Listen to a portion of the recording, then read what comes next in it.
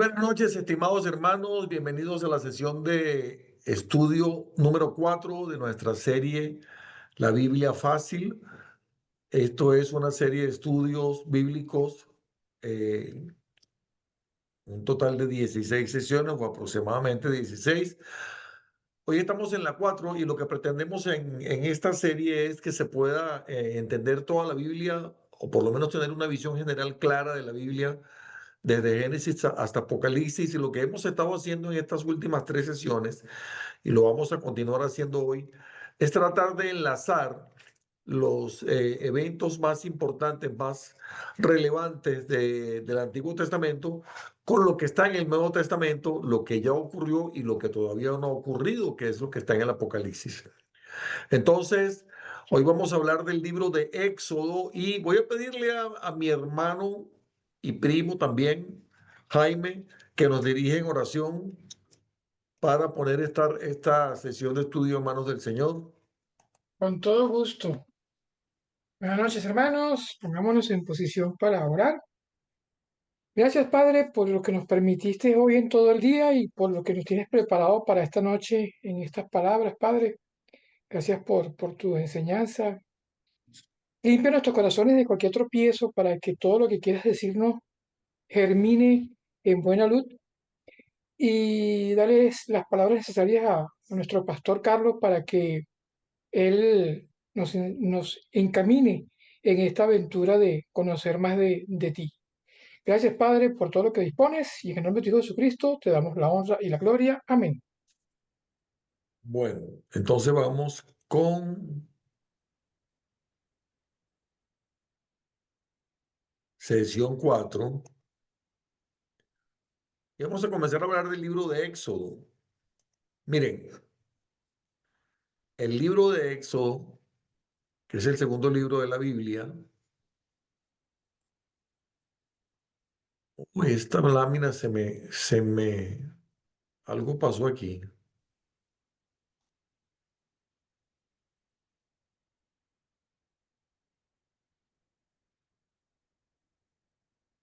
Bueno, el libro de Éxodo, que es el segundo libro de la Biblia, es el libro que relata la salida del pueblo de Israel del país de Egipto, en donde habían permanecido como esclavos durante alrededor de 400 años. Y tiene eh, una relevancia fundamental para entender toda la Biblia, porque justamente cuando el pueblo de Israel sale de Egipto, Dios les manda a que corten un cordero, a que sacrifiquen un cordero y en cada hogar, y que con su sangre eh, marquen los postes y los dinteles de las casas. ¿Y qué tiene que ver esto con todos nosotros? Bueno, vamos a verlo en los próximos minutos. Hoy vamos a hablar del pacto mosaico que está en el libro de Éxodo. Vamos a ver lo que es la celebración de la Pascua, el cruce a través del Mar Rojo, el, el pase por el desierto, lo que sucedió en el monte Sinaí, que fue cuando a los pies del monte Sinaí se celebró el pacto del monte Sinaí, que es el pacto mosaico, el pacto de Dios con el pueblo de Israel a través de su siervo Moisés. Y vamos a tratar de conectar todo esto, la ley, el tabernáculo y el sacrificio con Cristo.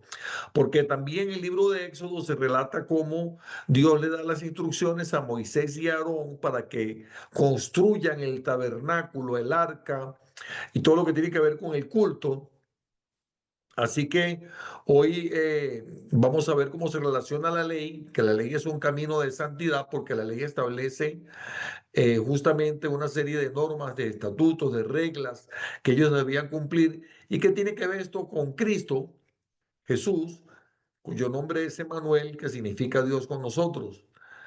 El tabernáculo en el cual está la presencia de Dios, su relación con Cristo, Dios con nosotros, y el sacrificio que se establece también en el libro de Éxodo, y su relación con Cristo, que es el Cordero de Dios. Aquí tal vez, miren, con esta lámina, con tan pocas palabras, creo que se puede entender mucho de la Biblia si se analiza con detalle. ¿Y cómo tiene que ver todo lo del Éxodo? con lo que está en el Nuevo Testamento, en el ministerio de Jesús eh, y su y su sacrificio en la cruz como el Cordero de Dios que quita el pecado del mundo. Vamos a comenzar leyendo el libro de Éxodo capítulo 3. Vamos a leer del 1 al 12. Hay un versículo allí que dice, he visto la opresión, he oído su clamor, he descendido para librarlos. Y le dice Dios a Moisés, yo estaré contigo.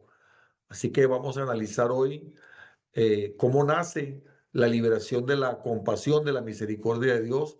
Vamos a hablar también de cómo el yo soy, el gran yo soy, envía a Moisés con su presencia, lo capacita y vamos a ver también cómo la misión que Dios le encomienda a Moisés comienza con el hecho de descalzarse los pies y qué significa eso y qué tiene que ver con nosotros. Entonces, a ver si alguien me hace el favor y me lee Éxodo capítulo 3 del 1 al 12. ¿Quién quiere leerlo? Aquí lo tengo, pastor. Excelente, Diana. Bueno, voy a leer Reina Valera, Bien, 1960 y capítulo 3. Del bien. 1 al, pastor. Al 12. Ok, sí, señor. Entonces dice, apacentando Moisés las ovejas de Jetro, su suegro, sacerdote de Madián, llevó las ovejas a través del desierto. Llegó hasta Horeb, monte de Dios, y se le apareció el ángel de Jehová en una llamada de fuego, en una llama de fuego, en donde en medio de una zarza, él miró y vio la zarza ardía en fuego y la zarza no se consumía. Entonces Moisés dijo, iré yo ahora y veré esta grande visión, porque causa la zarza que no se quema. Viendo Jehová que él iba a ver, lo llamó, lo llamó Dios de en medio de la zarza y le dijo, Moisés, Moisés. Y él respondió, heme aquí. Y dijo, no te acerques, quita tu calzado de tus pies, porque el lugar en que estás es tierra santa. Y dijo, yo soy el Dios de tu padre, Dios de Abraham, Dios de Isaac y Dios de Jacob. Entonces Moisés cubrió su rostro porque tuvo miedo de mirar a Dios. Y dijo luego, Jehová, bien he visto la aflicción, y dijo Jehová, bien he visto la aflicción de mi pueblo que está en Egipto, y he oído su clamor a causa de sus exactores, pues he conocido sus angustias, y he descendido para librarlos de manos de los egipcios y sacarlos de aquella tierra a una tierra buena y ancha, a una tierra que fluya leche y miel, a los lugares del cananeo, del eteo, del amorreo, del fereceo, del heveo y del jebuseo. El clamor, pues, de los hijos de Israel ha venido delante de mí. También he visto la opresión con que los egipcios los oprimen.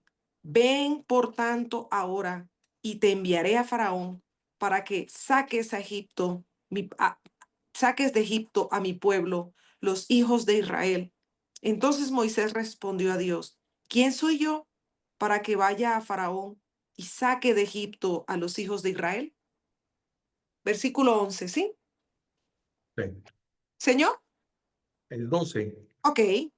Y él respondió, ve, porque yo estaré contigo, y esto te será por señal de que yo te he enviado. Cuando hayas sacado de Egipto al pueblo, serviréis a Dios sobre este monte. Bien, muchísimas gracias, Diana. Entonces, eh, he visto la opresión, he oído su clamor, he descendido para librarlos. Yo me pregunto, ¿durante cuánto tiempo habrán estado orando los egipcios al Señor? ¿Sería que Dios no los había escuchado antes? ¿Ustedes qué creen? Porque dice, he visto la opresión, he oído su clamor, he descendido para librarlos. Y le dice, yo voy a estar contigo. Dios no había escuchado antes, no se había dado cuenta. Estaba mirando para otro lado. Estaba ocupado resolviendo otros asuntos. ¿Qué creen ustedes? Evidentemente que no, sí sabía todo lo que estaba pasando. Ya él había dicho antes que el pueblo de Abraham iba a estar una cantidad de tiempo padeciendo por sus desacatos.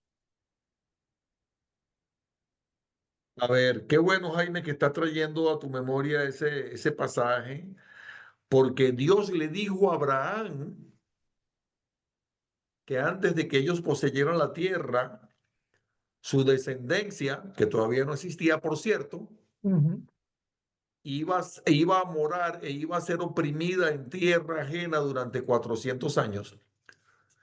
Y le dio el porqué, le dijo por qué. No sé, ¿alguien recuerda cuál fue el motivo que le dijo el Señor?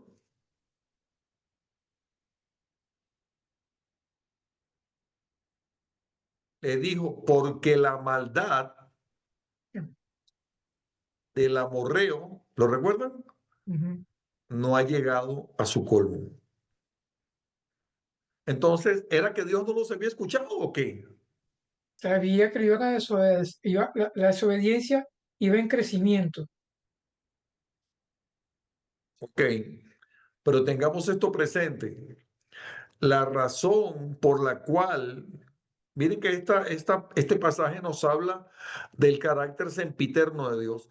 La razón por la cual todavía no había llegado el momento de la liberación era porque la maldad del amorreo no había llegado a su colmo. Porque el problema aquí no es con los israelitas, el problema es con los que habitan en la tierra prometida, el amorreo, el cananeo, el jebuseo, el fereceo, todo lo feo, ¿verdad? Entonces, tenía que llegar el momento cuando ya Dios dijera, ok, hasta aquí llegó la maldad de esta gente y ya llegó el momento en que ellos van a ser sacados de aquí y esta tierra se la vamos a dar a los israelitas. Entonces, digamos, 10 o 20 años antes de que eso ocurriera, ¿qué pensarían los israelitas? Tal vez dirían, Señor, pero tú nos trajiste para acá, tú primero permitiste que nuestro padre José viniera aquí, después nuestro padre Jacob vino con todos nuestros ancestros a este lugar hace 430 años. ¿Y cómo es posible que tú has permitido, Señor, y tú no nos estás oyendo? ¿Será que tú existes? ¿Será? ¿Qué pensarían ellos? ¿Y qué pensarían ellos? ¿Y qué aprendemos nosotros de eso hoy en día? ¿Qué lección tomamos para nuestras propias vidas de esto? Buenas noches, Marianela, bienvenida. Y César, bienvenido. ¿Está conmigo? ¿Alguien quiere opinar? Bueno, yo creo que una de las maneras de que nos enseñan en esta vida es que hay un tiempo de Dios perfecto. Es el de Él y no el nuestro. Y Sí. muchas veces nosotros queremos, como yo siempre decía, que uno reza al Padre Nuestro diciendo, con los dedos cruzados, diciendo, Es tu voluntad. hágase su voluntad. Y de la voluntad de Él es única y es perfecta. Entonces, por más que uno no entienda, porque hablamos tú dijiste 20 años atrás, pero imagínate los que murieron en el proceso mientras esa liberación llegaba, que tenían algo prometido, pero que nunca les llegó el momento. O sea, en vida no lo recibieron. Y lo que tenemos que entender que en vida es la voluntad del Padre aquí en la tierra lo que pase. Ya después, estando allá, es la voluntad del Padre la cosa bonita, pero aquí en la tierra a lo mejor no nos toca ver cosas que pensamos que vamos a ver, pero que sabemos que si tenemos la fe en Él, todo irá bien, pues. Amén. Entonces, claro, porque como dice Jaime, ustedes se imaginan esa gente diciendo, Señor, nuestros padres nos enseñaron que tú le prometiste a tu siervo Abraham que íbamos a venir a tierra ajena, pero mire, Señor, ya han pasado casi 400 años y nosotros aquí, murieron mis padres, mis abuelos, mis tatarabuelos, y nosotros aquí, Señor, tú te olvidas. ¿Ustedes se imaginan eso? ¿Quería decir algo, Marianela? Llegué tarde, perdón, estoy poniendo atención. No, no, estoy como un poquito desubicada. ¿Quito qué, perdón? Llegué tarde y estoy un poquito desubicada, entonces estaba poniendo atención. Ah, ya entiendo, ok. Bueno, a ver, ¿alguien más quiere hablar? ¿Qué aprendemos? ¿Cómo, o sea, cómo aplicamos esta enseñanza el día de hoy en nuestras vidas?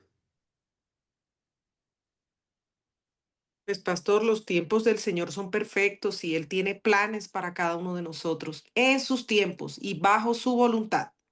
Me encanta Y que, eso. y que Dios, nosotros, y que nosotros como hijos tenemos que aprender que el propósito que el Señor tiene con nosotros es el propósito, pero nosotros tenemos que creer lo que Él está diciendo de nosotros. Dios nunca llega tarde. Dios nunca llega tarde. Así Somos es. nosotros los que le damos mucha vuelta. Muy Es bien, como muchas el gracias. decir, Señor, que se haga en mí tu voluntad, pero sigo haciendo la mía. O sea, me cuesta hasta entregar la voluntad para que Él trabaje con nosotros. Has dicho algo poderoso. Me cuesta entregar mi voluntad para que se haga la tuya. Sí. Eso es lo que nos pasa y es lo que tenemos que aprender a manejar. Y yo sé que una cosa es decirlo, hermanos, y otra cosa es aplicarlo. Yo lo entiendo, ¿verdad? Porque todos somos sujetos a las mismas pasiones carnales, ¿verdad? Como dice por allí en algún pasaje cuando habla de Elías, todos. Pero tenemos que aprender a asimilar esto. Y Sí. que la voluntad del Señor es buena, es agradable y es perfecta. Entonces, hay una liberación y esa liberación precisamente nace de la compasión, de la misericordia del Señor. Y cuando el Señor se propone hacer algo en su tiempo, Él lo va a hacer perfectamente y la presencia del Señor nos lleva, nos envía y nos capacita. Muy bien, ahora vamos al capítulo 12 de Éxodo, vamos a leer desde los versículos 1 al 14, vamos a hablar de la del sacrificio del cordero, el que Dios le mandó a sacrificar antes de o sea, cuando ya era la salida de Egipto inminente, cuando estaban a horas de la salida de Egipto. ¿Alguien me lee, por favor? Libro de Éxodo, capítulo 12, versículos 1 al 14. Yo lo tengo aquí. Leo. Ah, bueno. Amén, César. Del 1 al 14, Sí, por favor. nueva versión internacional. Bien. En Egipto el Señor habló con Moisés y Aarón. Les dijo, este mes será para ustedes el primero, será el primer mes del año. Hablen con toda la comunidad de Israel y díganle que el día 10º de este mes todos ustedes tomarán un cordero o un cabrito por familia, uno por cada casa. Si alguna familia es demasiado pequeña para comerse un cordero o cabrito entero, deberá compartirlo con sus vecinos más cercanos, teniendo en cuenta el número de personas que sean y las raciones de cordero que se necesiten, según lo que cada persona haya de comer. El animal que se escoja puede ser un cordero o cabrito de 1 año y sin defecto, al que cuidarán hasta el 14 del mes, día en que la comunidad de Israel en pleno lo sacrificará al caer la noche. Tomarán luego algo de esa sangre y la untarán en los 2 postes en el dintel de la puerta de la casa donde coman el cordero. Deberán comer la carne esa misma noche, asada al fuego y acompañada de hierbas amargas y pan sin levadura. No deberán comerla cruda ni hervida, sino asada al fuego, junto con la cabeza, las patas y los intestinos. Y no deben dejar nada para mañana. En caso de que algo quede, y lo quemarán al día siguiente. Comerán el cordero de este modo, con el manto ceñido a la cintura, con las sandalias puestas, con la vara en la mano y deprisa. Se trata de la Pascua del Señor. Esa misma noche pasaré por todo Egipto y heriré de muerte a todos los primogénitos, tanto de personas como de animales, y ejecutaré mi sentencia contra todos los dioses de Egipto. Yo soy el Señor. La sangre se virá para señalar las casas donde ustedes se encuentren, pues al verla pasaré de largo. Así, cuando hiera yo de muerte a los egipcios, no los tocará a ustedes ninguna plaga destructora. ¿Sigo? Hasta el El 14. 14. Ok. Este es un día que deberán conmemorar. Es una fiesta en honor del Señor y las generaciones futuras deberán celebrarlo. Será un estatuto perpetuo. Durante 7 días comerán pan sin levadura, de modo que deben retirar de sus casas la levadura del primer día. Todo el que coma algo con levadura desde el día primero hasta el séptimo será eliminado de Israel. Bien, Celebrará muchísimas gracias. Bien, hasta ahí. sigue, Ok. lee el 16. Ok. Celebrarán una asamblea sagrada el día primero y otro el día séptimo. En todo ese tiempo no harán ningún trabajo, excepto preparar los alimentos que cada uno haya de comer. Solo eso podrán hacer. Bien, yo voy a leer brevemente, rápidamente, los 3 siguientes versículos. Celebrarán la fiesta de los panes sin levadura, porque ese día fue cuando los saqué de Egipto, formados en escuadrones. Celebrarán ese día como un estatuto perpetuo para las generaciones futuras. Comerán pan sin levadura desde la tarde del día 14, del mes primero, perdón, hasta la tarde del día 21 del mismo mes. Durante 7 días no tendrán levadura en sus casas. Todo el que coma algo con levadura, sea extranjero o israelita, será eliminado de la comunidad de Israel. No coman nada que tenga levadura. Donde quiera que vivan ustedes, comerán pan sin levadura. Entonces, aquí en primer lugar vemos que se instituyen 2 fiestas. ¿Se dieron cuenta? En ese capítulo de Éxodo se están instituyendo 2 fiestas. ¿Las notaron? ¿Cuáles son? Una es la fiesta de la Pascua y la otra es los panes sin levadura, que son ¿cuántos días? 7. 7 días. Entonces, ¿qué es la Pascua? La Pascua, la palabra Pascua proviene de la palabra hebrea que se translitera algo, yo no lo sé pronunciar bien, pero se translitera algo así como Pesaj o Pasaj, que significa el pasar sobre o pasar por arriba. En inglés le llaman pass over, que es pasar por encima de. ¿Por qué? Porque el ángel de la muerte, que es el mismo ángel del Señor, está pasando por las casas y está matando a los primogénitos, pero donde hay en una casa que está marcada los postes y los dinteles con la sangre de ese cordero, ahí no va a haber muerte, porque el ángel de la muerte va a pasar por encima de esa casa y no va a haber muerte de primogénitos.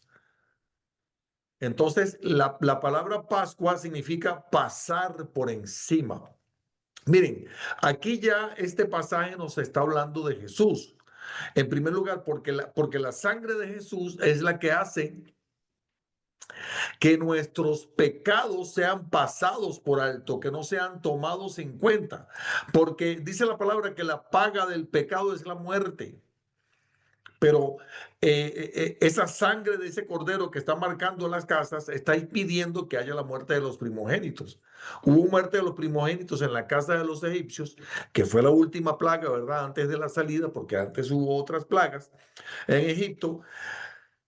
Y entonces, donde está la sangre del cordero marcando las casas, ahí no va a haber muerte. Entonces, ahí tenemos ya una señal profética de lo que va a ser el sacrificio de Jesús. Porque Jesús es precisamente ese cordero perfecto, ese cordero sin pecado, ese cordero inmolado, que es el que quita el pecado del mundo, por el cual no hay muerte, sino que hay más bien salvación, hay perdón de pecados, hay salvación, hay vida eterna. ¿Están conmigo? Entonces, cuando Jesús está cenando con con los 12 apóstoles, que era una cena privada, ¿qué está celebrando? La La Pascua. Pascua. Está celebrando la Pascua. ¿Por qué creen ustedes que Jesús celebró la cena solo con los 12 apóstoles y no con toda la gente que le seguía?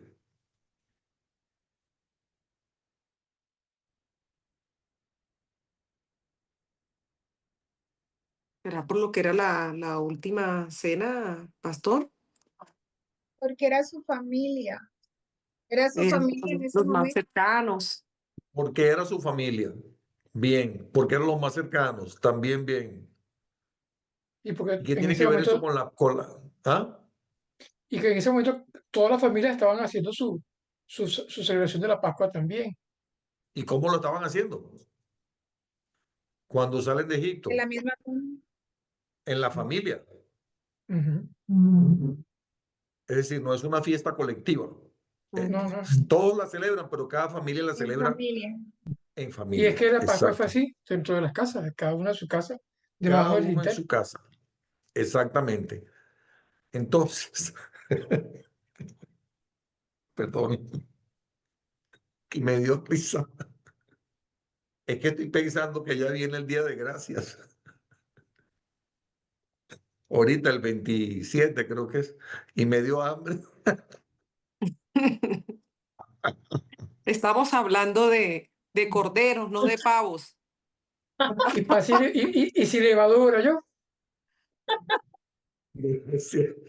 Por recordármelo. Así levadura. Gracias, gracias. Entonces, ¿qué dijo el Señor Jesús a sus apóstoles? ¿Qué instrucciones le dio cuando estaba celebrando la Pascua? Con respecto a las celebraciones Afuera futuras. se encerraran con sus familias. Mm. ¿Qué les dijo con respecto a la Pascua para celebraciones futuras? Que lo hicieran con conmemoración de él. Exacto. Que lo El hicieran vino y el como pan. Que tomaran el vino y el pan en conmemoración de él. Conmemoración de él. Y les dijo, cuando ustedes coman este pan y tomen esta copa, mi muerte anuncian hasta que yo venga. Me encanta ese pasaje porque hay una promesa ahí del regreso, ¿verdad? Pero entonces cuando nosotros tomamos lo que hoy en día se le conoce como la cena del Señor o la comunión, lo que estamos haciendo es conmemorando la muerte del Señor. Estamos celebrando la muerte del Señor. Bueno, continuamos. Entonces, ahí podemos ver dos fiestas, ya podemos ver el significado. Y otra cosa importante que vemos allí, importantísima, es que a partir de esa noche comienza un nuevo calendario hebreo. Probablemente ustedes hayan escuchado, algunos de ustedes aquí lo han escuchado porque yo lo hemos hablado antes, que los judíos tienen dos fiestas de Año Nuevo. ¿Ustedes sabían eso? Porque hay dos calendarios. Uno que es el de dos fechas de Año Nuevo, es la palabra, no dos fiestas. Uno que es desde la creación del mundo, y otro que es decir, que se cuentan los días desde la creación del mundo, y el otro que es desde la salida del pueblo de Israel de Egipto, porque ¿qué fue lo que le dijo Dios a Moisés allí? Que ese día iba a ser tomado como el primer día del año. ¿Recuerdan que lo acabamos de ver? Lo acaba de leer César ahora.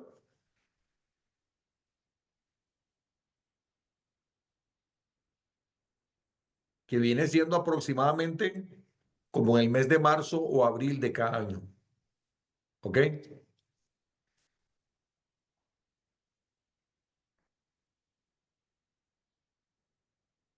Entonces podemos ver que la libertad, la libertad en el caso de ellos se compra con sangre inocente, pero cuando hablamos de libertad, precisamente hablamos en el caso nuestro, ¿de qué libertad hablamos? No sé si me estoy expresando bien la pregunta. ¿De qué nos hace libres la sangre inocente? Que es la sangre de Jesús. El pecado. Del pecado y la muerte, Bien, nos de la hace vida eterna. libres de la esclavitud del pecado. La señal no está ahí para exaltar a la familia. La señal está ahí para mostrarnos la eficacia de esa sangre, de ese cordero que se está sacrificando. Primera de Corintios 5:7, si alguien me lo puede buscar, por favor, y lo puede leer. Primera de Corintios capítulo 5, verso 7.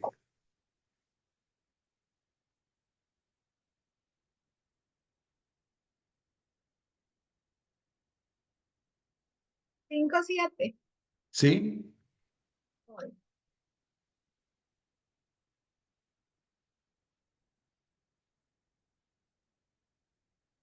Limpiaos pues de la vieja levadura para que seáis nueva masa, sin levadura como sois, porque nuestra Pascua, que es en Cristo, ya fue sacrificada por nosotros. Ya la Pascua, es decir, ya el cordero fue inmolado, ya el cordero fue sacrificado. Entonces nuestra Pascua es, como dice, acaba de leer Diana, es en Cristo. Muy bien, Diana, muchas gracias.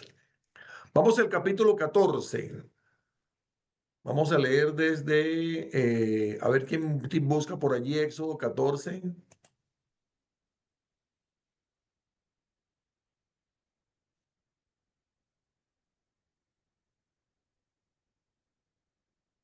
¿Desde qué versículo, Carlos?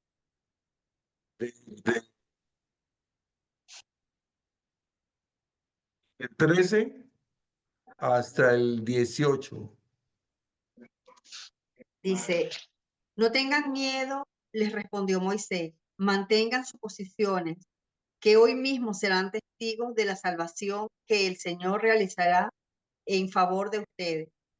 A estos egipcios que hoy ven, jamás volverán a verlos. Ustedes quédense quietos, que el Señor presentará batalla por ustedes. Pero el Señor le dijo a Moisés, ¿por qué clamas a mí?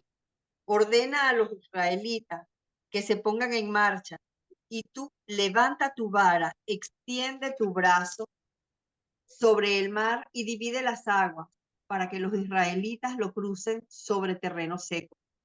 Yo voy a endurecer el corazón de los egipcios para que los persigan. Voy a cubrirme de gloria a costa del faraón y de su ejército y de sus carros y jinetes. Y cuando me hayan cubierto de gloria a costa de ellos, los egipcios sabrán que yo soy el Señor. ¿Hasta allí? Sí, hasta allí. Entonces, ¿qué estaba pasando? Ellos salieron de Egipto, los egipcios los persiguieron, los acorralaron, estaban allí entre el ejército egipcio y el Mar Rojo, y entonces eh, el pueblo aquí ya podemos ver cómo tenía ese, ¿cómo lo diría yo?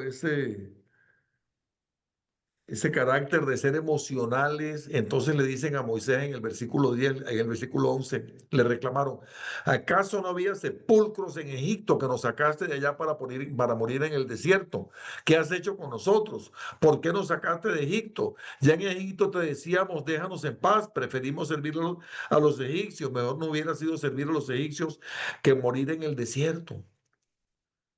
Sin embargo, a pesar de sus protestas infundadas, porque no tenían por qué protestar, porque si Dios los había sacado y habían visto las plagas, la muerte de los primogénitos, todo lo que había sucedido, ¿por qué no creían?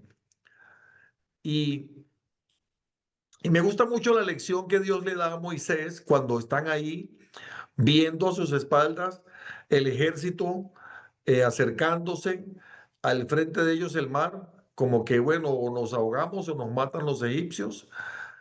Y el Señor le dice a Moisés, pero ¿por qué clamas a mí? Eh, Simplemente actúa, extiende tu brazo sobre el mar, divide las aguas para que los israelitas lo crucen sobre terreno seco. ¿Qué aprendemos de esa lección? De esa lección que Dios le dio a Moisés y que nos dio a nosotros. ¿Qué aprendemos? Yo aprendo que siempre dependemos de Él. y que la gloria siempre es de Él. Bien, Y que además de orar, también hay que accionar. Eso. bien. Hay que poner la fe Acción. en acción. ¿Eso no les recuerda algo del Nuevo Testamento? ¿No les recuerda cuando Jesús llegó a la casa de Lázaro que había muerto, que tenía 3 días muerto? ¿No les recuerda eso? Cuando el Señor le dice, muevan la piedra, Señor, pero ya hiede, ya tiene 3 días muerto, muevan la piedra. Ya no sigan llorando, ya no sigan clamando, muevan la piedra. Y aquí el Señor le dice, ya no sigas clamando, levanta tu mano, alza la vara, abre, ordena que el mar se abra.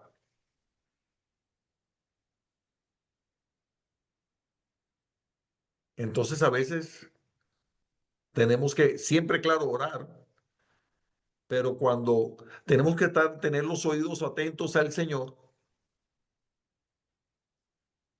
porque la fe no solamente es clamar, sino también es obedecer y la fe también es caminar. Y sabemos que Dios muchas veces nos abre caminos en medio de lo imposible. Entonces tenemos que aprender a poner esa fe en acción. Vamos ahora a leer el capítulo 16. Eh, Vamos a leer del 1 al 4 por lo menos.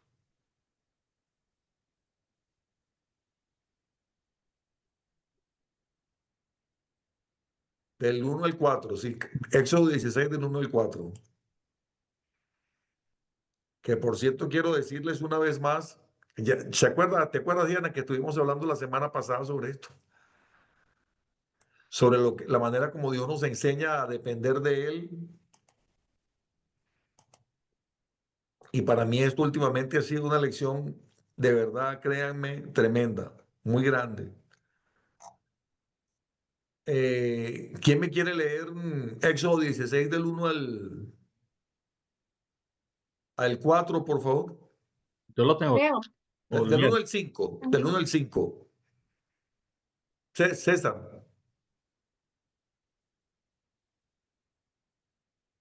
Toda la comunidad israelita partió de Elín y llegó al desierto de Sin, que está entre Elín y el Sinaí. Esto ocurrió a los 15 días del mes segundo, después de su salida de Egipto. Allí en el desierto toda la comunidad murmuró contra Moisés y Aarón. ¿Cómo quisiéramos que el Señor no hubiera quitado la vida en Egipto? Le decían los israelitas. Allá nos sentábamos en torno a las ollas de carne y comíamos pan hasta saciarnos. Ustedes nos han traído a este desierto para matar de hambre a toda la comunidad. Entonces el Señor dijo a Moisés, voy a hacer que llueva pan del cielo. El pueblo deberá salir todos los días a recoger su ración diaria. Voy a ponerlos a prueba para ver si cumplen o no mis instrucciones. El día sexto recogerán una doble porción y todo esto lo dejarán preparado. ¿Sigo? Bien, muchas gracias. Entonces, ¿qué vamos aprendiendo de allí? Miren, el versículo 5 dice, el día sexto recogerán doble porción. Miren que la instrucción que ellos tienen es que ellos tienen que recoger cada día la porción de ese día, es decir, la ración diaria, excepto, el sexto día, que ese día tenían que recoger doble porción. Entonces, ¿por qué la ración diaria y por qué el sexto día doble porción? Pues, pastor, porque ese día, el séptimo día, es para dedicarle al Señor, ¿no? Recibir de Bien, Él. Entonces, ese día no iba a caer pan. Y desde el sexto día tomaban doble porción para que el día séptimo tuvieran que comer, dejaran la comida para el séptimo día, porque normalmente al día siguiente ese maná ya no servía. Tomaban la porción de ese día y para el día siguiente no servía. Entonces ese día, excepto la que tomaban el excepto el sexto día. sexto día, el sexto día sí estaban autorizados para tomar el del día siguiente, que es el día del descanso del Señor. ¿Y se imaginan a esa gente diciendo un día de la semana, diciendo, pero qué lógica tiene esto? Explícame, ¿por qué no tomamos de una vez ya para 2 o 3 días? Y no estamos en esto todos los días. Y si mañana no cae, ¿por qué no? Por si acaso. Vamos a guardar aquí para una semana. ¿Alguien se identifica con De hecho, esto? lo hacían, de hecho, lo hacían. En la desobediencia lo hacían, guardaban, pero se les dañaba. El único que no se dañaba era el sexto día. Del sexto día. ¿Alguien se identifica con esto? Jaime, ¿por qué te ríes? Porque yo recuerdo que cuando llegué a Costa Rica, como ya veníamos con los principios de la escasez de Venezuela, yo comprábamos de más. Entonces una vez dije, bueno, pero ¿por qué compramos de más? Si mañana vamos al mercado y hay, eso era en Venezuela que no había, pero aquí sí hay todos los días. O sea, tú vas y compras y los precios no varían. Entonces, por eso me Yo río sigo porque siendo el mismo. más de uno hicimos eso. Y no Exactamente. solamente eso, sino que es lo que mismo también nos dice que los afanes del día, ¿no? Uno se afana a veces por mañana y pregunta, y no, o sea, tienes que afanarte por lo que tienes hoy y no preocuparte de lo que va a tener mañana. Mañana tiene su afán, tiene su día y sus tropiezos y sus Cada virtudes. día traerá su A lo de propio hoy, afán, dijo Jesús. es correcto. Entonces es una mezcla, no hay Qué más. difícil es aprender que dependemos del Señor, ¿verdad? Total, lo que decía Carolina Serrapito, cómo nos cuesta, Soltar. dele. Sí. Bien, ¿alguien más quiere opinar sobre eso? Si no, vamos al 17.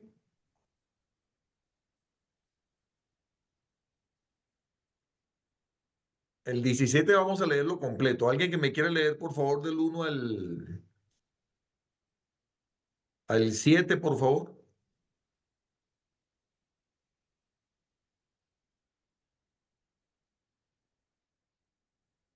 Leo, don Carlos, Sí, por favor. el 17 del 1 Al 8. Al al 8 7, perdón. dice, toda la congregación de los hijos de Israel partió del desierto de Sin por sus jornadas, conforme al mandamiento de Jehová, y acamparon en Refidim, y no había agua para que el pueblo bebiese. Y altercó el pueblo con Moisés y dijeron, danos agua que bebamos. Y Moisés les dijo, ¿por qué altercáis conmigo? ¿Por qué tentáis a Jehová? Así que el pueblo tuvo allí sed y murmuró contra Moisés y dijo, ¿por qué nos hiciste subir de Egipto para matarnos de sed a nosotros, a nuestros hijos y a nuestros ganados? Entonces clamó Moisés a Jehová diciendo, ¿qué haré con este pueblo? De aquí a un poco me apedrearán. Y Jehová le dijo a Moisés, baja del pueblo y toma contigo los ancianos de Israel y toma también en tu mano tu vara con que golpeaste el río y ve. He aquí que yo estaré delante de ti, allí sobre la peña del Orebet, o Orebet, y golpearás la peña y saldrán de ella aguas y beberá el pueblo. Y Moisés lo hizo así, en presencia de los ancianos de Israel. Y llamó el nombre de aquel lugar Masac y Meriba, porque la rencilla de los hijos de Israel y porque tentaron a Jehová diciendo, ¿está pues Jehová entre nosotros o no? Hasta ahí o sigo. Bien, ¿qué pasó allí? Dice gracias Marianela, está bien así por el momento. Dice que eh, Dios le dijo, ellos murmuraron, ¿verdad? Se estaban muriendo de sed, como siempre.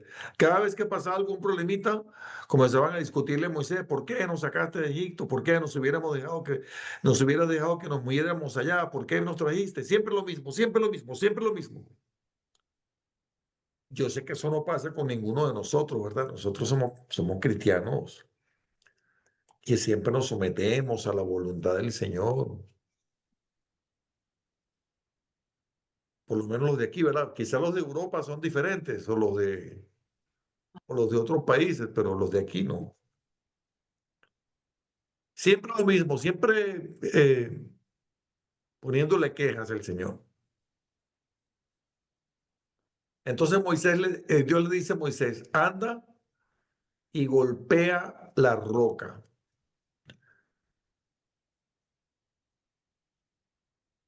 Yo voy a estar esperándote junto a la roca que está en Horeb, dale un golpe a la roca y de ella brotará agua para que beba el pueblo. Así lo hizo Moisés a la vista de los jefes de Israel. Entonces, ¿qué aprendemos aquí? ¿Qué simboliza esta roca que está en Horeb? Cristo.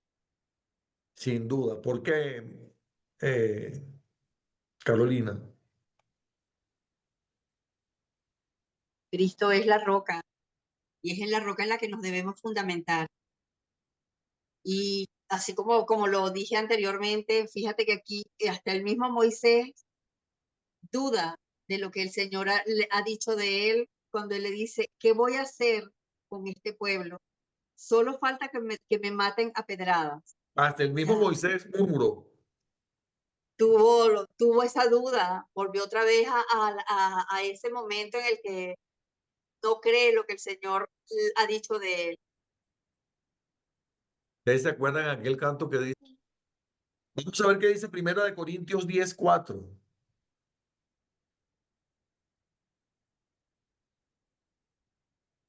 Alguien que me lo lea, por favor.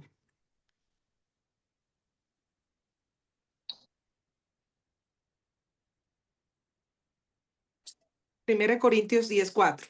Y todos bebieron la misma bebida espiritual, porque bebían de la roca espiritual que los seguía y la roca era Cristo.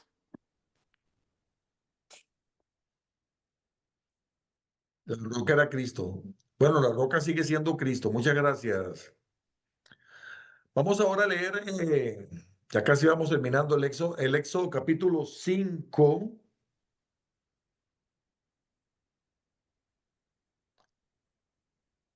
Perdón, capítulo 19, quise decir. Vamos a leer desde el 1 hasta el 6. Qué bonito ver cómo todo lo que vamos aprendiendo aquí nos va conectando con el Nuevo Testamento, ¿no les parece? Vamos a leer capítulo 19, a ver quién quiere leer.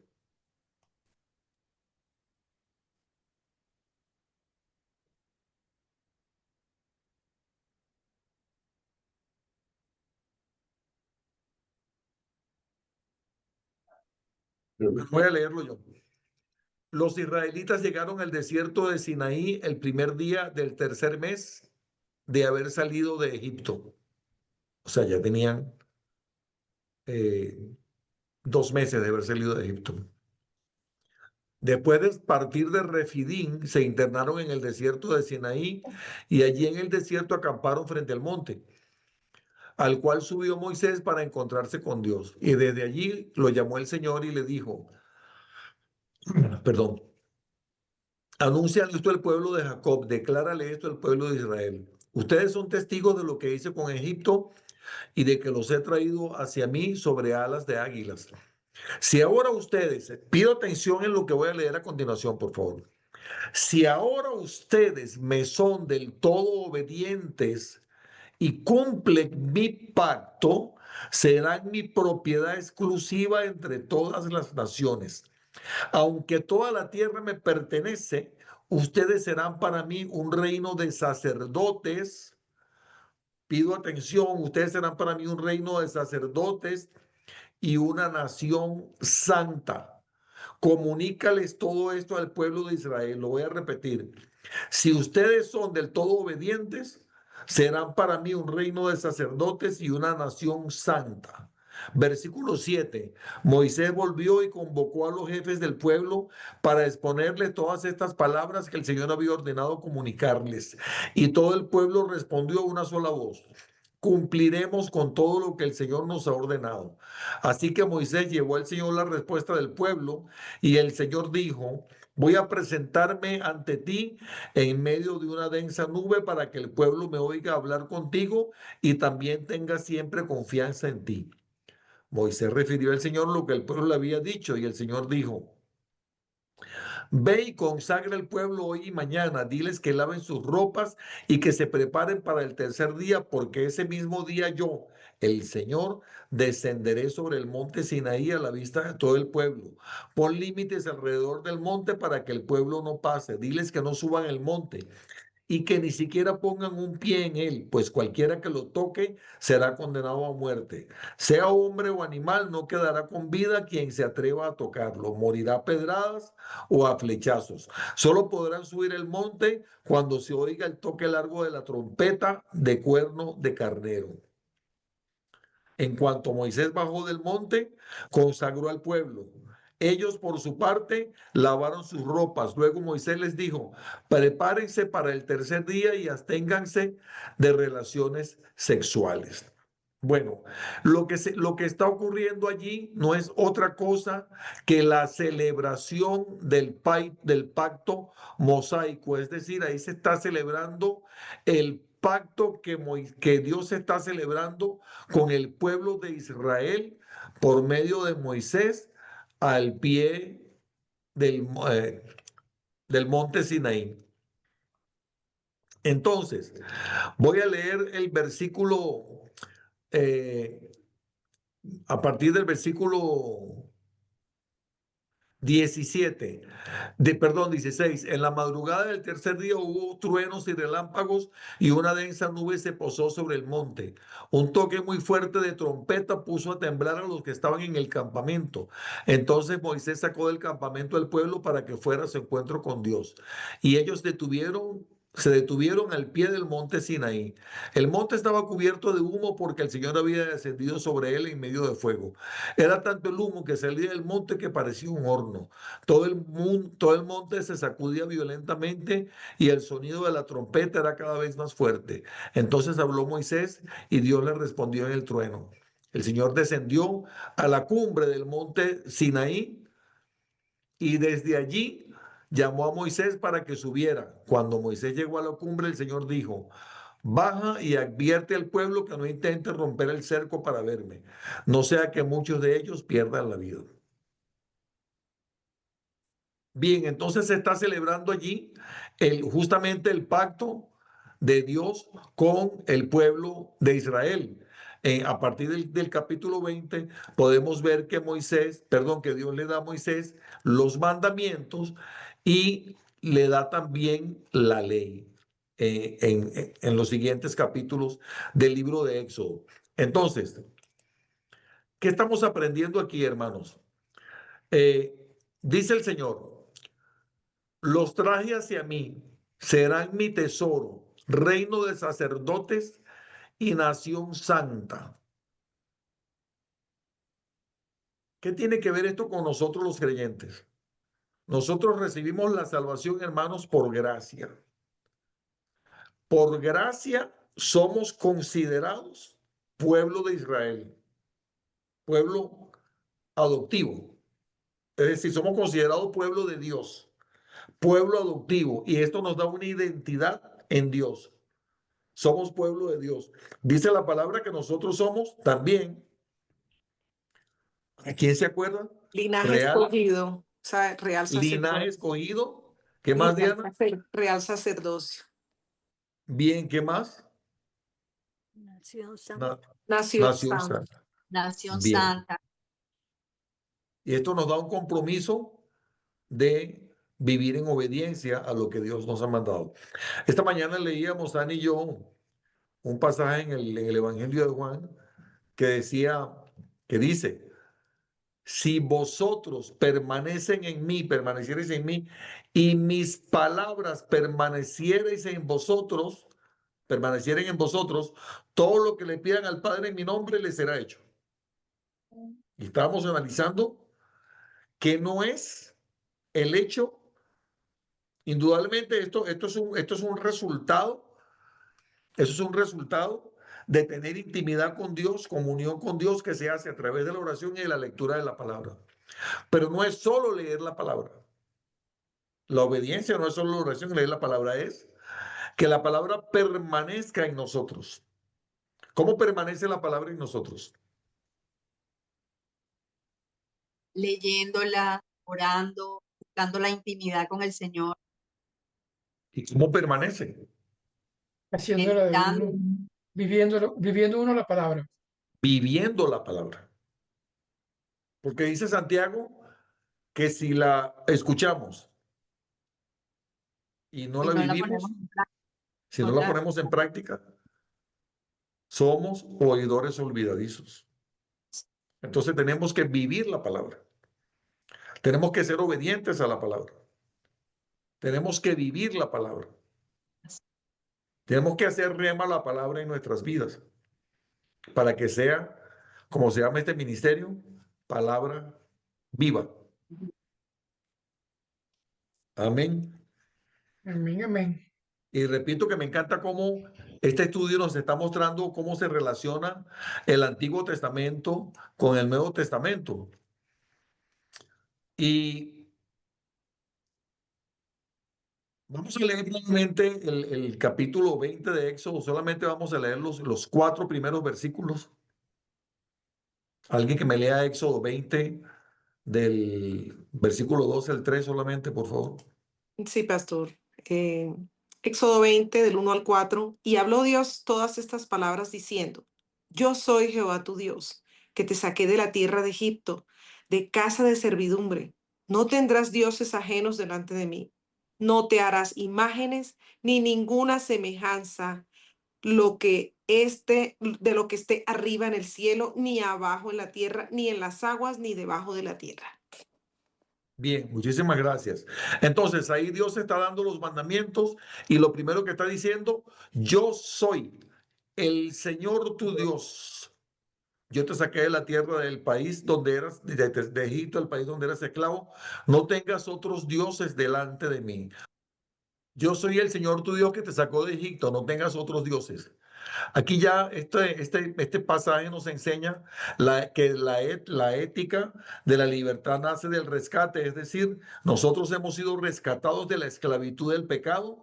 Antes éramos, porque dice la palabra que somos esclavos, le pertenecemos a aquello que nos tiene cautivos. Antes éramos esclavos del pecado. Ahora el Señor nos ha hecho libres por el sacrificio de Jesús en la cruz, por haberlo aceptado como Señor y Salvador, pero le pertenecemos a Él, hemos sido rescatados y le pertenecemos a Él, pero de manera voluntaria. Amén. No porque estemos obligados a hacerlo, sino que lo hacemos de manera voluntaria. ¿Están conmigo? Amén. Ok. Perdón. Amén, pastor. Estamos con usted. Alguien que me lea Éxodo capítulo 25, por favor.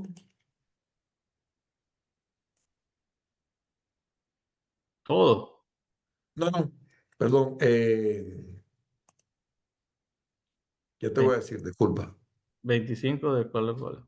Desde el 1 ya te digo hasta dónde. Ok.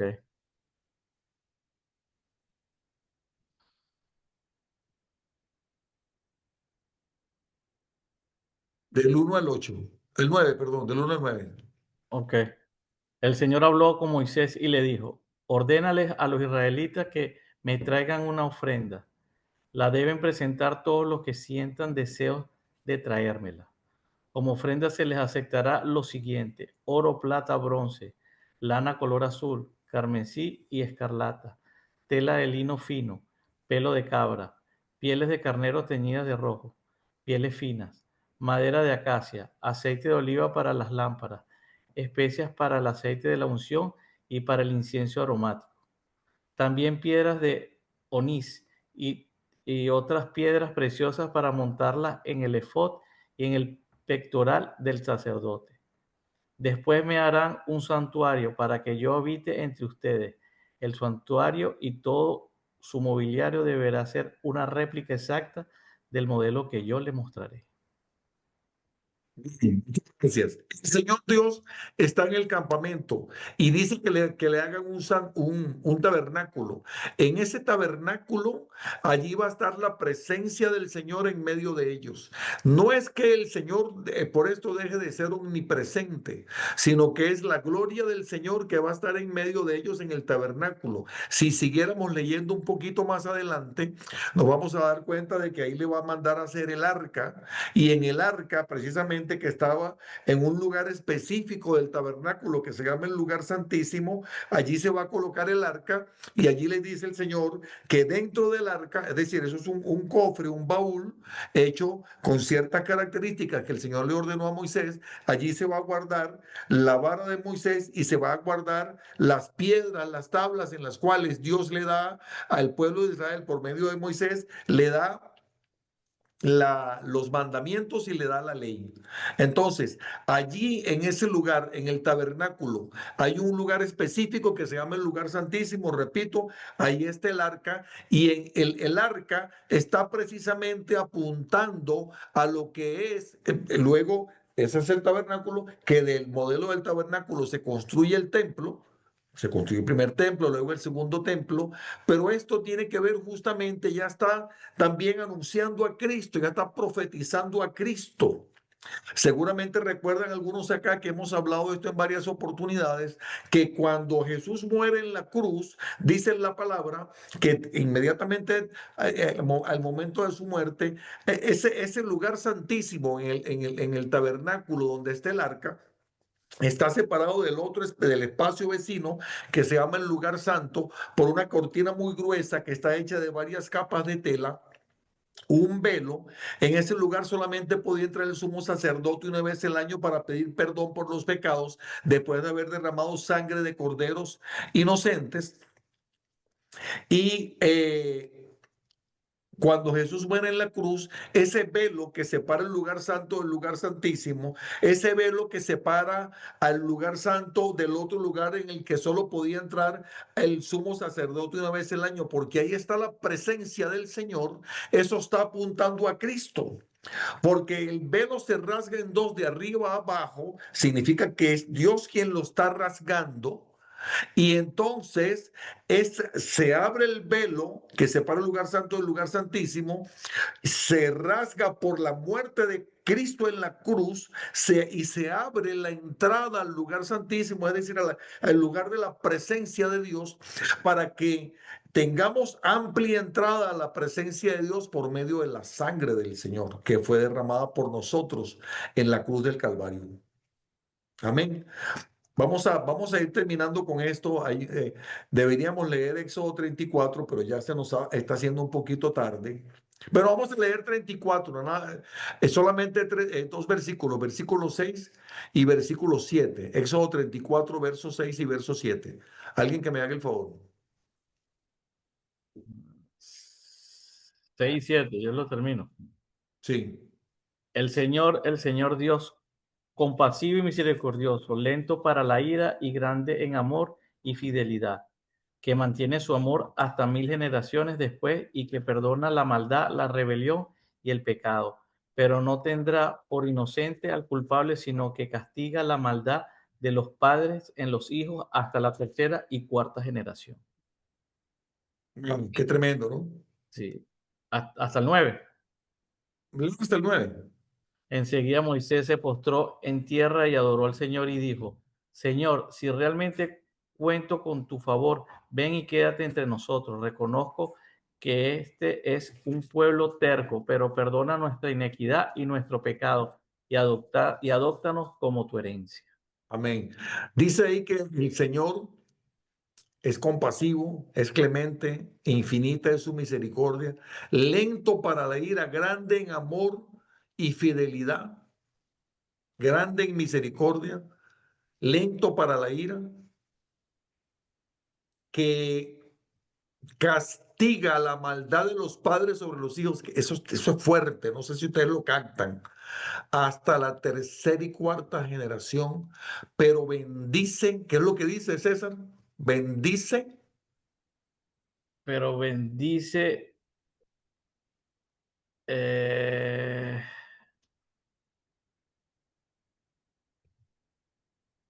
No, la rebelión dice, castiga la maldad de los padres y los hijos hasta la tercera y la cuarta generación.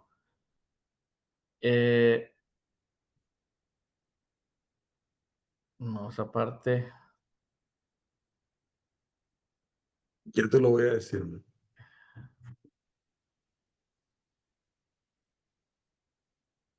Que mantiene su amor Por hasta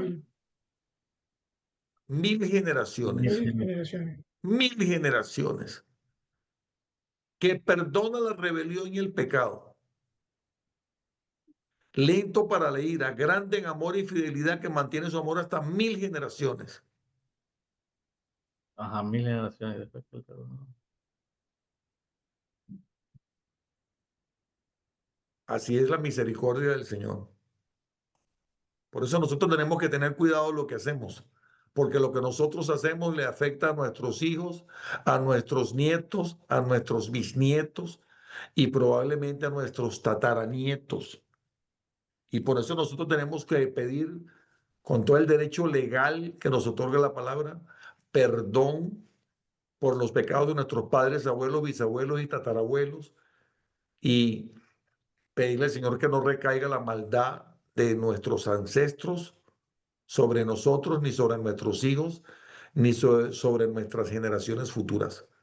Porque somos temerosos del Señor, porque hemos recibido a Cristo como Señor y Salvador, y porque aunque ciertamente dice que Él castiga la maldad de los padres sobre los hijos hasta la tercera y cuarta generación, pero también dice que Él mantiene su amor hasta 1000 generaciones, que Él es lento para la ira y grande en amor. Amén. Así, hermanos, que el pacto se sostiene solo por la misericordia de Dios. Y vamos a leer algunos pasajes del Nuevo Testamento para relacionar todo esto que hemos aprendido hoy.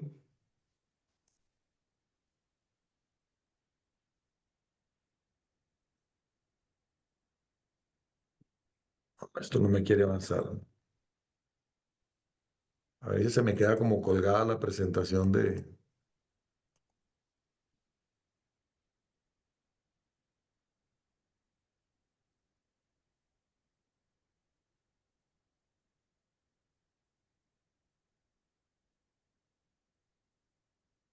PowerPoint. Juan 1:29. Bueno, ya leímos Primera de Corintios 5:7, Juan 1:29. Luego alguien que lea Hebreos capítulo 9, verso 10. No, perdón. Juan 1:29.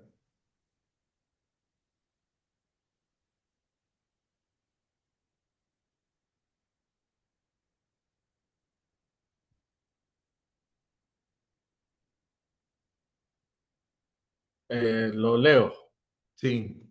Al día siguiente al día siguiente Juan vio a Jesús que se acercaba a él y dijo, aquí tienes el Cordero de Dios que quita el pecado del mundo. De este hablaba yo cuando dije, después de mí viene un hombre que es superior a mí porque existía antes que yo.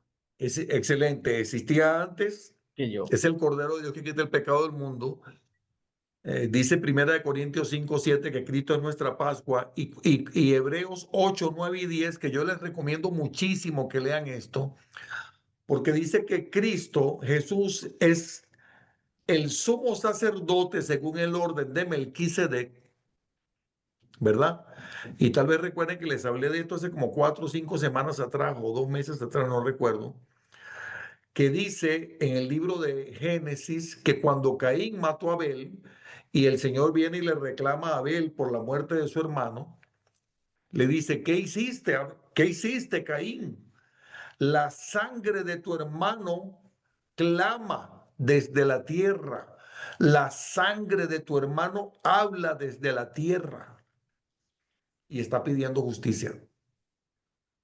Pero cuando vemos el libro de Hebreos capítulos 8, 9 y 10 nos enseña que Cristo es el segundo Adán y que es sumo sacerdote según el orden de Melquisedec. Melquisedec es el sumo sacerdote a quien Abraham, antes de que existiera la ley, le entregó los diezmos. Es decir, que Melquisedec es un tipo de Cristo, es una, mejor dicho, no es un tipo de Cristo, es una cristofanía, es Melquisedec.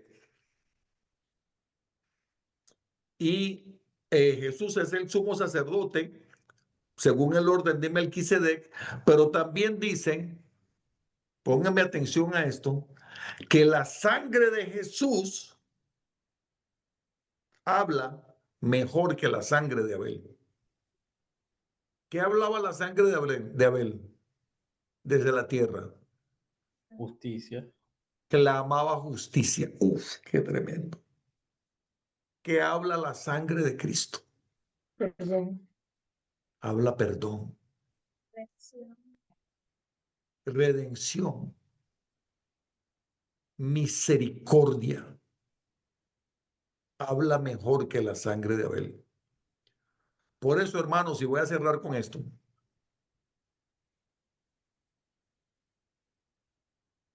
Por eso, hermanos, y les hablé de esto hace como 2 o 3 meses. Cuando nosotros estamos pasando por una situación difícil por la que estamos orando y no vemos una respuesta, nosotros tenemos que presentarnos ante el tribunal de Cristo, ante los tribunales celestiales. Y yo les expliqué esto hace unos meses atrás diciéndole que Dios es Padre, pero también es juez. Dios es juez, pero hay alguien en un tribunal, ¿verdad, Marianela? Hay un juez, pero también está la contraparte. ¿Cuál es la contraparte? El fiscal El fiscal. ¿Qué hace el fiscal? condena, busca ver todo lo malo, todo para poder Qué juzgar. tremendo. Marianela como abogado lo sabe muy bien. El fiscal está acusando y el juez va a tomar la decisión. Pero abogado tenemos en el cielo que se llama Jesucristo. Qué bueno está eso. Abogado tenemos para con el Padre a Jesucristo el justo. Y nosotros podemos ir a la presencia de Dios y decirle, yo reconozco, Padre, que yo he pecado. Y yo te pido perdón por mis pecados. Y si mis padres pecaron, yo también te pido perdón por los pecados de mis padres. Y te pido perdón por los pecados de mis abuelos y de mis bisabuelos y mis tatarabuelos. Porque si lo que yo estoy pasando es consecuencia de los pecados de mis antecesores, yo también, con la autoridad espiritual que tú me concedes como tu hijo, como tu real sacerdocio, como tu nación santa, yo te pido perdón por esos pecados. Y te pido que hoy la sangre de Jesús, como lo dice tu palabra en el libro de Hebreos, esté hablando mejor que la sangre de Cristo, que la sangre de Abel, perdón. Porque si bien está el acusador acusándome, porque allí dice la palabra, ¿verdad? Que él nos acusa de día y de noche. Yo les expliqué a ustedes también hace unos días que cuando dicen la palabra, cuando habla de Satanás, no dice el enemigo. Nosotros solemos decir, mencionarlo a él como el enemigo, pero la palabra no lo menciona a él como el enemigo, lo menciona como él. ¿El qué? Acusador. El adversario, Sí. que es el acusador. Adversario. La palabra adversario, si analizamos la raíz en el idioma original de esa palabra, lo que significa es el que acusa. Y dice la palabra en Apocalipsis que él nos acusa de noche y de día. Pero tenemos a alguien que nos está acusando, pero también tenemos a alguien que nos está, ¿qué, Marianela? Defendiendo. Qué Abogado tremendo. tenemos. Y tenemos la sangre de Jesús hablando mejor que la sangre de Abel. Yo espero, hermano, que ustedes hayan podido disfrutar mucho este estudio, que lo puedan compartir. Y lo mismo digo para las personas que lo ven en la grabación, que lo puedan compartir y que puedan notar cómo, que lo importante que es entender el Antiguo Testamento y poder analizar el nuevo pacto, que es el pacto de Cristo en la cruz del Calvario, analizarlo a la luz del Antiguo Testamento. Analizar el pacto de Dios con Abraham y analizar el pacto de la cruz El pacto, el nuevo pacto a la luz del pacto de Dios con Abraham. Analizar el nuevo pacto a la luz del pacto del monte Sinaí, cuando Dios le dijo a los hebreos, le dijo a los israelitas, si ustedes me obedecen, yo voy a hacer ustedes por Dios y ustedes van a ser a mí por pueblo. Yo voy a hacer de ustedes una nación santa, un pueblo escogido. Nosotros somos ahora ese pueblo escogido. Yo voy a aprovechar para decirles algo que no estaba previsto, pero quiero decirles algo, Dios no tiene dos pueblos. Dios tiene un solo pueblo. Porque hay un solo camino para llegar al Padre. No hay otro nombre en el cielo en quien haya salvación. Solo el nombre de Cristo Jesús. No hay otro nombre.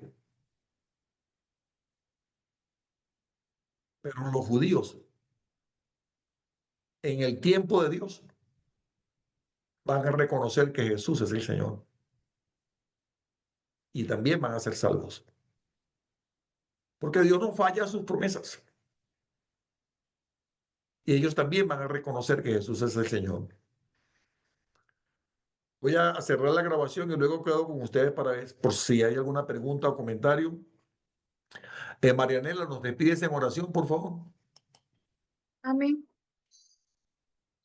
Padre de la gloria, Señor, sabemos que tenemos, Señor, abogado en el cielo para con nosotros. Te pedimos en esta hora que guardes nuestras vidas, que perdones, Señor, nuestras ofensas e iniquidades, Señor, que tengas misericordia de tus hijos, de tu pueblo, Señor, que está unido hoy aprendiendo, Señor, y reconociendo que somos pecadores. Señor, misericordia nos cubre, nos defiende y nos guarda, Señor. Protege a nuestras familias aquí presentes, a los que no están, Señor, guárdalos, nuestras vidas, Señor. Y que la abundancia de la palabra como espada de doble filo llegue a todas nuestras almas, entendimiento y espíritu, Señor. Y ayúdanos a ser mejores personas y a superar, Señor, nuestras debilidades. En tus manos quedamos, Señor, y tu cobertura lo que pedimos. Amén.